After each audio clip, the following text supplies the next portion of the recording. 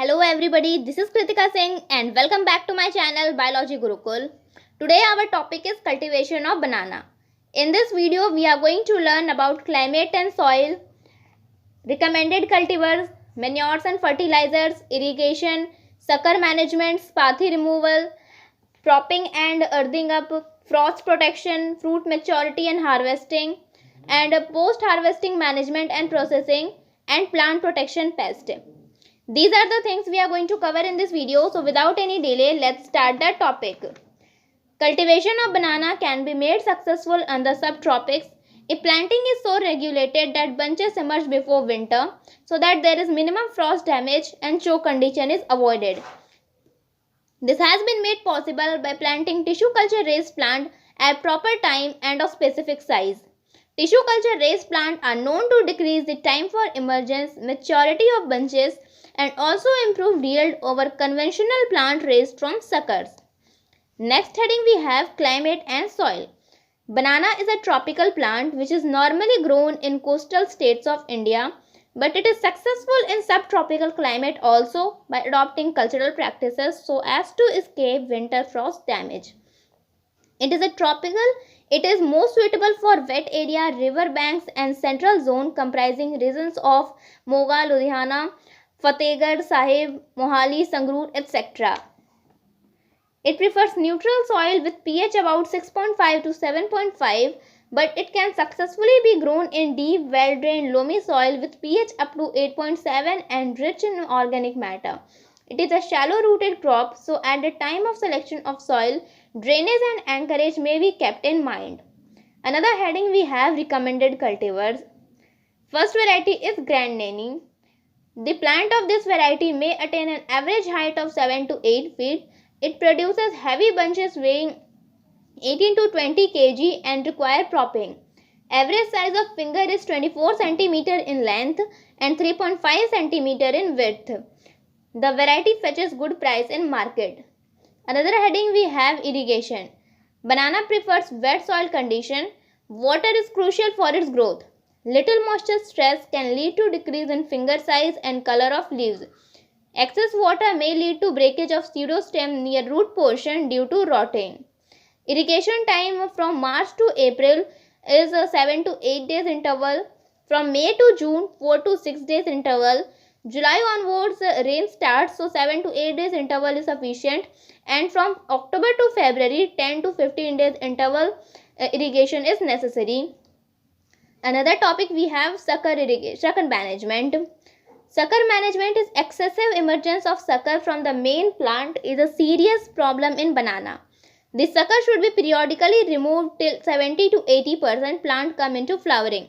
One healthy spot sucker is retained per plant opposite to the side of inflorescence. Next heading we have spathy removal. Spathy should be removal after emergence of 8 hands per bunch. The poorly developed flower below 8 hands should also be removed to ensure proper development of flowers. Dry leaves and debris touching the developing fruit should also be recovered for producing quality fruits. Another heading we have propping and earthing up. Heavy bunches and succulent nature of plant may result in lodging. Therefore, all the plants should be provided with a support under the bunches. Banana is a surface feeder and its roots don't go deeper in the soil. So earthing up is done up to 10 to 12 inches of basal portion of the plant to support and save the plant from winds. Next we have frost protection. To save the crop from frost damage, irrigated fields are and smoke the crop with farm waste during expected frost days. In the last week of November, bunches are covered with polythene sheet and stocked with banana leaves to decrease the frost injury and breakage of stalks. The bunch covering are removed in the last week of February. Next we have maturity and harvesting. Emergence of bunches will start during from September, October and November. These will be ready for harvesting during April to May. Harvesting should be done carefully so that sap from cut end should not flow on the fruit, otherwise it will lead to blackening of bunches. Ratooning. Banana yields 2 ratoon crop after first crop, which means banana yield 3 crops. 1 sucker per plant should be retained during September after the emergence of panicle or at the time when about 80% of the panicle emerge in the field. Next heading we have post-harvest management and processing. Ripening.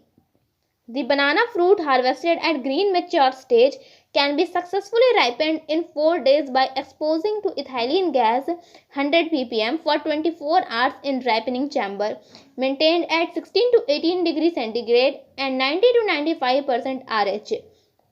The fruit attained uniform color, excellent quality with shelf life of 4 days at 16 to 18 degrees centigrade and 2 days at 30 to 32 degrees centigrade. Last heading we have plant protection and pest. So the in first heading we are going to see pest, and in another part we are going to see diseases. In first part, pest is tobacco caterpillar. It is active during July to September. Gregarious in nature, caterpillar cause damage to both upper and lower surface of leaf blades, while full-grown caterpillars eat up the central wall of plant, thus render the plant stunted. Next we have diseases. Bacterial soft rot. Pseudostem rots. Affected tissues become soft dark brown or black at the ground level. Control is disease-free plant are used as a planting material. Injury is avoided to pseudostem and drainage quality is improved in the field. So here we complete the topic banana. Hope you all guys understood well and the content was relevant to your information and needs. Till the time, goodbye, have a nice day and stay blessed.